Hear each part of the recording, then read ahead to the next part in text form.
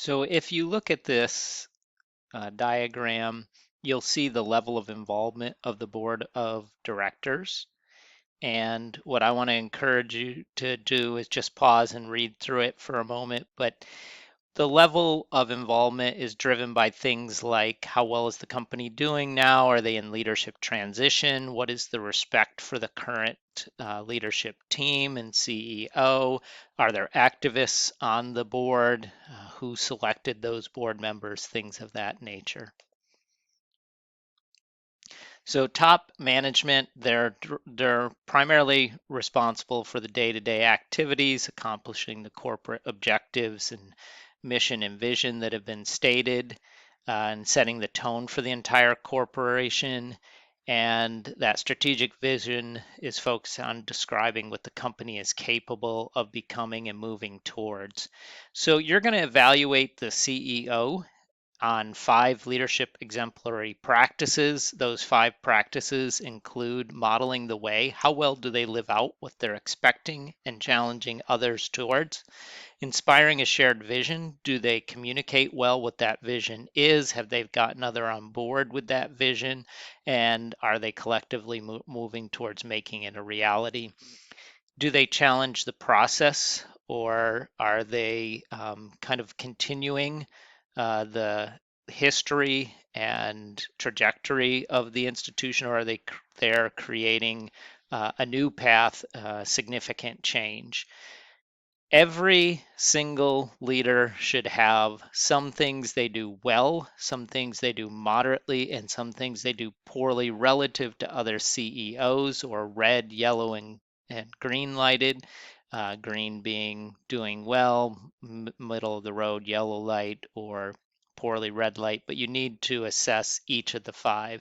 The fourth is, do they enable others to act? Do they create space, and do they create the right environment for others to bring their best selves to the company and to engage in the work that they've been hired to do? And finally, do they keep people motivated and well cared for through encouraging the heart? So you will use these 5 practices and you will evaluate the CEO of both Tesla as a group and your company individually to determine where you think they are strong, moderate, and weak. And please show some examples and some research documents that led you to that conclusion. Your opinion is not sufficient. So let's talk a little bit about what I want this to look like. You do not need to use this exact layout, but you should have the company listed. So that would be here. You should have each board member, and boards will vary based on the company you're selecting, but they should look similar for Tesla.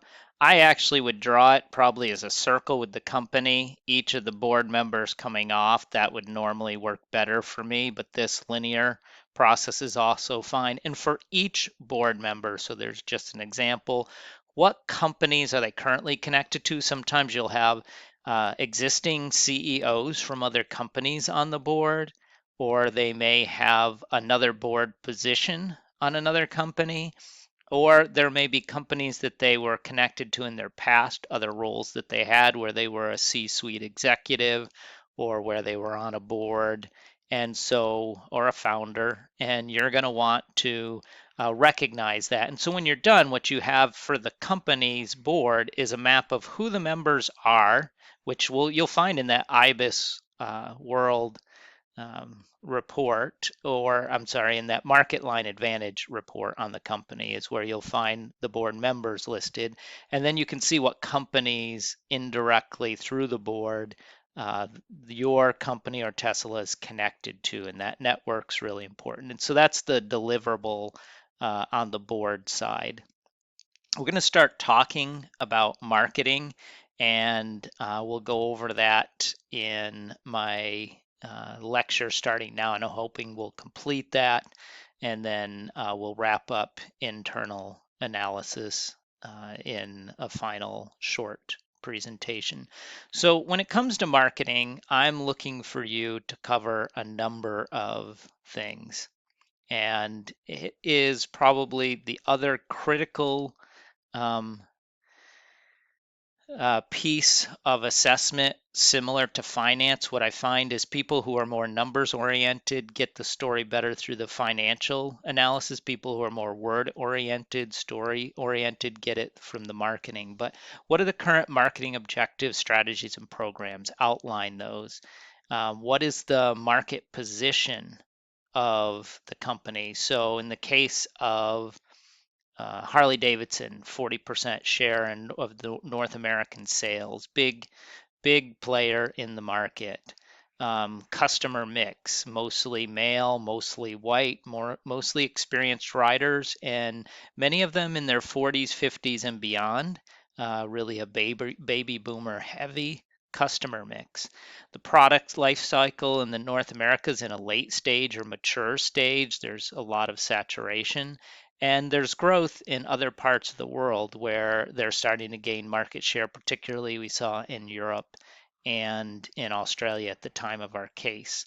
And so you should understand that what's happening in that marketing area. You need to think through the 4 Ps.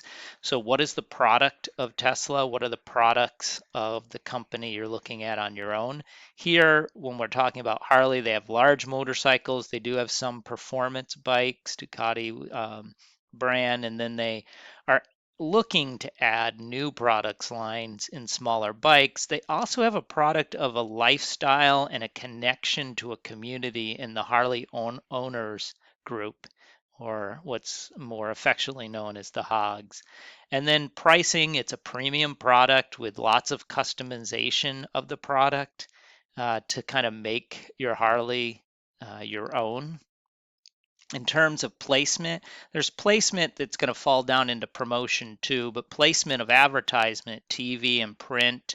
But retailers are how they place their product, and their retailers are independently owned, franchised out. But Harley has made significant investment in those locations so that they look nicer, they're more appealing to a higher end customer group, and that they don't feel as run down as they did before Harley made that investment in their retailers. There's also a growing online presence at this point in the 2007 timeframe as we're bringing this case kind of to an end, and a growth in international presence. How do they promote? Their advertisements, if you were to go out and look at them at the time, their print, their TV, etc., would really focus on this idea of freedom, a little bit of a rebellious culture, self-determination, a sense of belonging to a bigger community. It's a little bit manly or macho, and that has issues as they think about who else they're trying to appeal to. And I would just encourage you to go out and look at ads for Teslas, see how they're advertising now, and do the same for your company. If we were in class together now would be a great time for me to have you pause and go out and look at Harley advertisements and just see what they show and what they say. And you can do the same for Tesla and for your company to get an idea of how they're promoting, what are they communicating, and what are the channels that they're using to get that promotion out. Digital advertising obviously on the rise as well. So some of the results of all that marketing, their brand reputation, where is it? In the case of Harley, very strong brand recognition and reputation. And then in terms of market share and profitability, what we see is actually a bit of change or shrinking of their market share and profitability here in North America, their biggest market, but a little bit of growth internationally. And so that's got them thinking about what's next for them if they want to continue to have the success they have in the past. Okay, so at this stage, what we have done is we've talked about, hopefully, you've gotten a timeline off the company's website. You can do that for Harley, you could do that for Tesla, and you need to do it for Tesla and your company. You understand their current mission, vision, core values, current strategies. We've done financial analysis, marketing analysis, what we just talked about. You looked at different resources and capabilities, including HR, leadership evaluation, understanding logistics, operations. We haven't talked much about IB, sales and operations. And so here you may need to go back to your textbook for the course. But what I would recommend is that you understand how they source internationally. Do they get components from abroad? Do they get raw materials from abroad? And how, so that's part of the logistics and the processing, and uh, the value chain of the company. And then where do they sell and how do they sell there? So in the case of Harley, that we saw that they primarily sell in Europe and Japan and Australia, as well as here in North America, Canada, and the United States. How do they sell? Well, they sell often through retailers that are franchised or licensed the right to sell that product. And when they enter into an international setting, often they license someone to sell for part or the entire country, who then sells small location retail outlets to others. It could be an export import. They're simply shipping goods. That's not always the case, though, and you should not assume that. In Harley's case, they're licensing or franchising to retailers a lot of what they do. Companies will often use multiple strategies. It could be that they own a manufacturing facility in another part of the world, a wholly owned subsidiary. It could be that they co-own that with another company, maybe from that host country, called a joint venture. So you have to dig back a little bit into that international business class and think about how do they get their product to different parts of the world and how do they source from different parts of the world. And every method has pros and cons, and so you should be familiar with those. So we've talked about each of these areas within the context of Harley. You're asked to do them for Tesla and to begin working on them and submit them for your company that you're studying on your own. When you're done, much like an external factor analysis, you can develop an internal factor analysis that has 3 to 5 strengths, 3 to 5 weaknesses that you consider the most critical. Note and pause and read through the notes at the bottom on how to put this together. But this internal factor analysis is highlighting those core strengths and core weaknesses that are most critical to your organization. You'll do this both for Tesla and you'll do it for your own company. And it's the summary of all the other work that you've done. And it's the core things that would show up in your SWOT analysis, the things that I would highlight as most important and critical. And you can't have more than 5 strengths or 5 weaknesses. You should have at least 3 of each.